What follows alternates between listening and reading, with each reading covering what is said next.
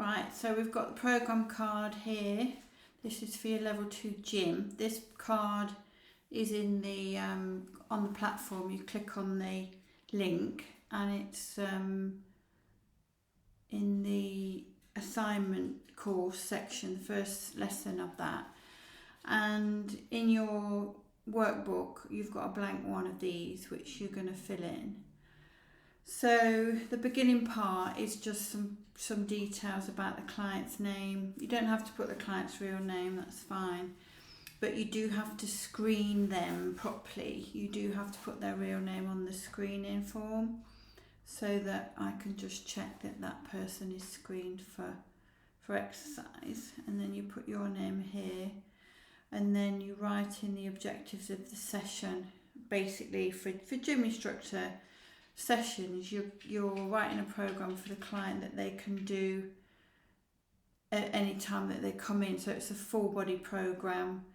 The session that you're delivering is to help them to use that program, so to be able to do that every time they come in.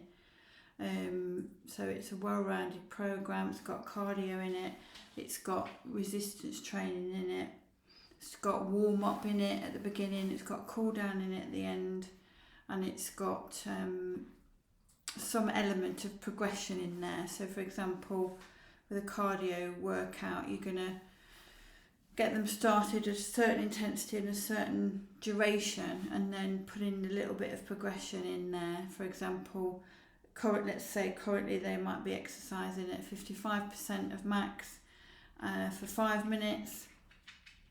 The progression is within a few weeks they might be working at 60% for 10 minutes, let's say. Health and safety checks, so you write down in there what health and safety checks you put in for your client, and the most important is to check that if there's any changes since the PAR-Q was completed, and check if there's any reason that they shouldn't exercise on the day. So do they feel unwell? Do they have a high temperature? Have they got any infection, particularly chest infection, or any other reason why they shouldn't exercise today?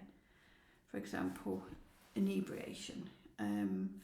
Resources required, so you've checked that the machines you need for the session that you've got on your program are all working, and they're there in the gym. You might need mats as well, and the client needs to know where the water is or have a water bottle with them.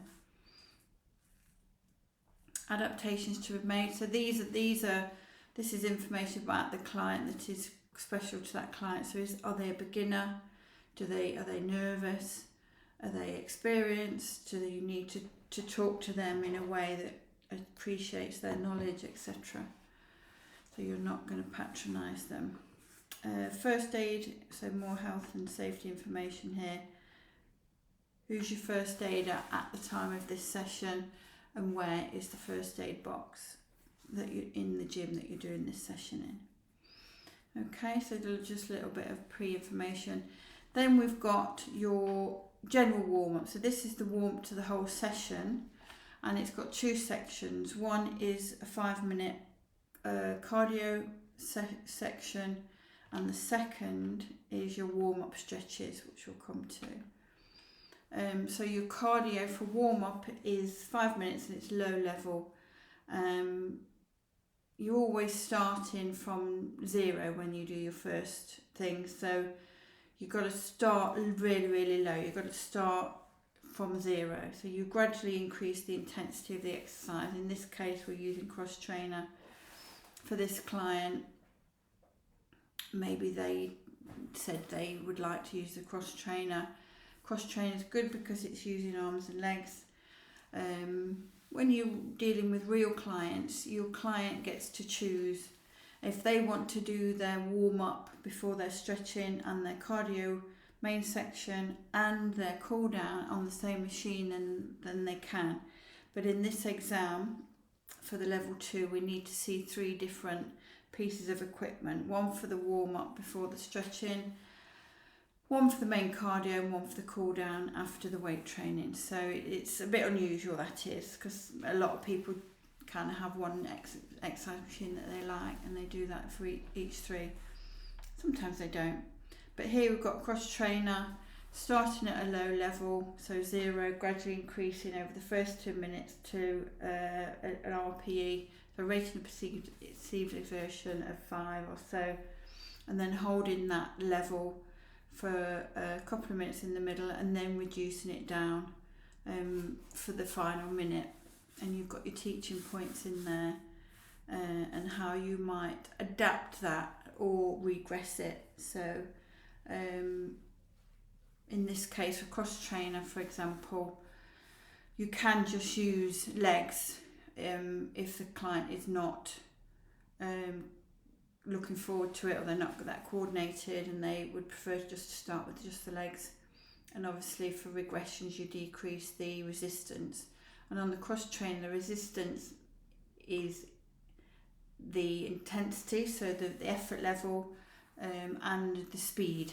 So both of those will increase the resistance or intensity of that exercise. Okay, so you've got your warm up there, so that's 5 minutes. This part here talks about how changing the speed of the cross trainer changes the intensity. So you've got to be careful with that as well. You've got to think about, if I'm increasing the resistance and the speed at the same time, then that's a big jump in intensity. So you just got to watch that. Warm-up stretches, you're going to put in 5 different stretches for the warm-up. These can be more like dynamic movements. Examples here: squat with overhead reach, standing dynamic pec stretch. Or they can be static stretches. This one here is a standing static quad stretch. What else have we got? And then we've got a single arm trapezius rhomboid stretch, so a back stretch for there, and then a hamstring. So for your dynamic stretches, you're gonna do 8 to 10 reps. Teach your client to do 8 to 10 repetitions for those, and then for the actual static stretches, you're gonna hold the position for 8 to 10 seconds.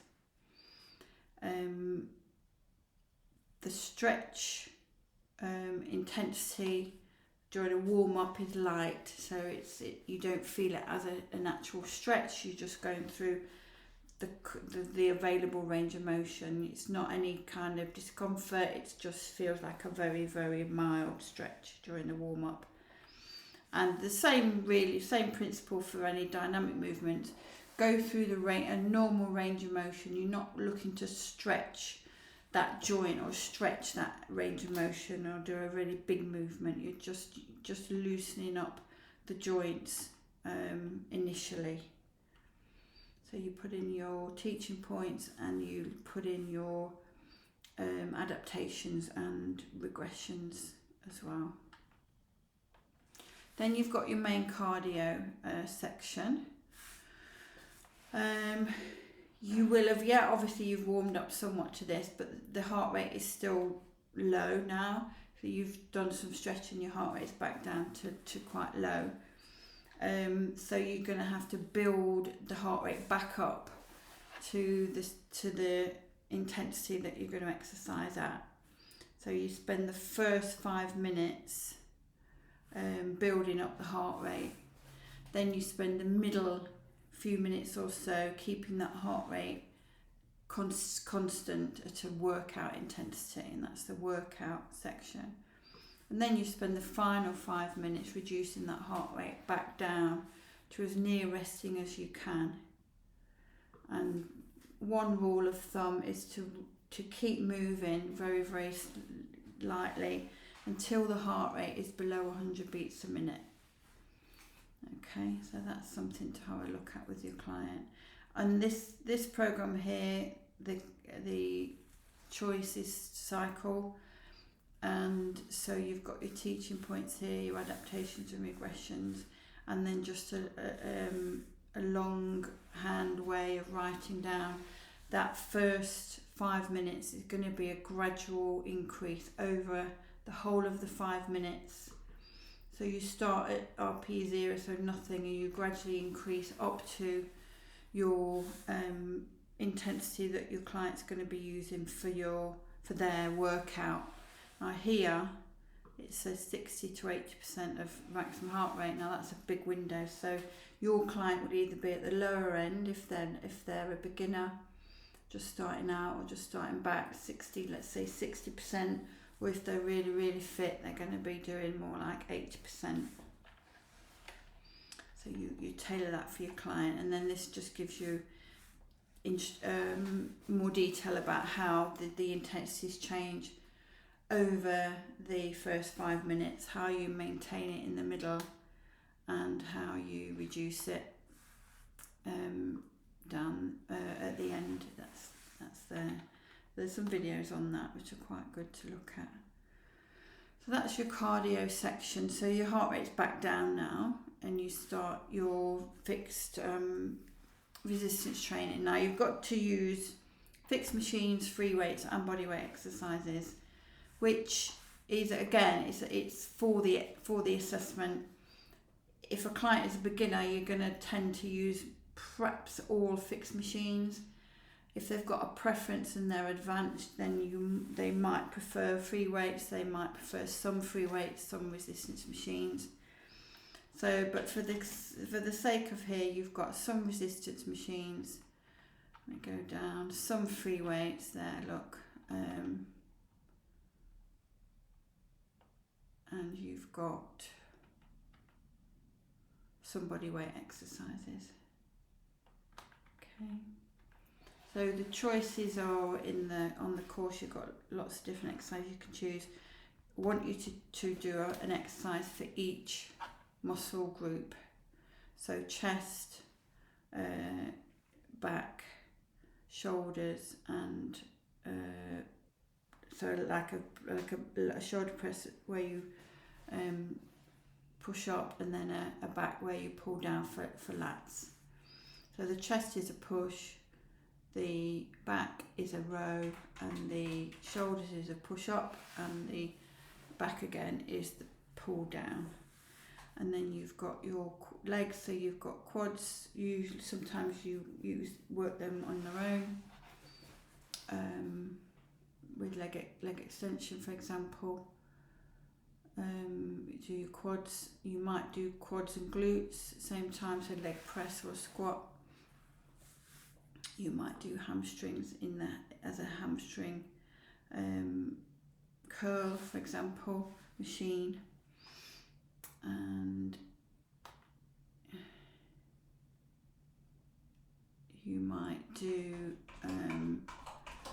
shoulder press, you might do lat pull down as a machine, you might do biceps and triceps. Okay, and the body weight exercises are press up, ab curl and back extension. Okay, so I'm going to go back to the top. Keep the intensity and the sets and reps the same for every exercise. Don't change them just because they're a free weight or an ab or a back extension. Just keep the same intensity for each one. For example, endurance or beginner, you're doing higher reps, lower intensity. So 12 to 15 reps, 60-65% with a 30-second rest.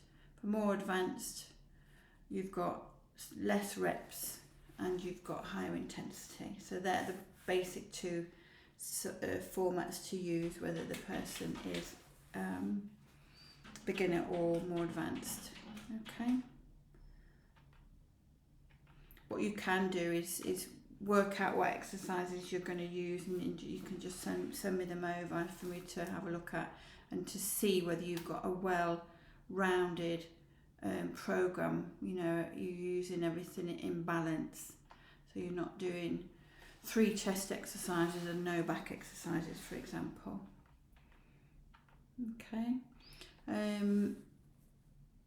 Then you actually do your, I'm going to go straight down, you do your cool down cardio first. So I will correct this, but you always do your cool down cardio first before you do your final stretches. So you do a 5 minute. Again, your heart rate's down, so you've got to build it up a little bit. Just only build it up to about 5 RPE or so, and then hold it for a couple of minutes and then bring it back down again. And then you're ready to start your stretching. These stretches are more intense. They can be either what we call maintenance stretches, which are shorter time, sort of 15 to 20 seconds, or they could be what we call a developmental stretch, which is 30 seconds stretch. A developmental stretch meaning that is more likely to develop or increase the flexibility of the muscle, whereas if you only stretched for 15 to 20 seconds, that's not really going to improve your flexibility. It may just counteract what you did during your exercise session to stop you getting less flexible in the muscle. Sorry, that was my dog. Shush. Then at the very end of this, you've got just some general guidelines which are on the course information. How would you safely adapt the above session for the following special population clients? So younger people, 14 to 16, ante and postnatal, and older people and disabled. So just some general guidelines in there about how you would generally adapt that session. Okay, and then just sign it and date it and then send that in, and we can move you on to how you're going to teach that during your practical assessment. Any questions, just let me know.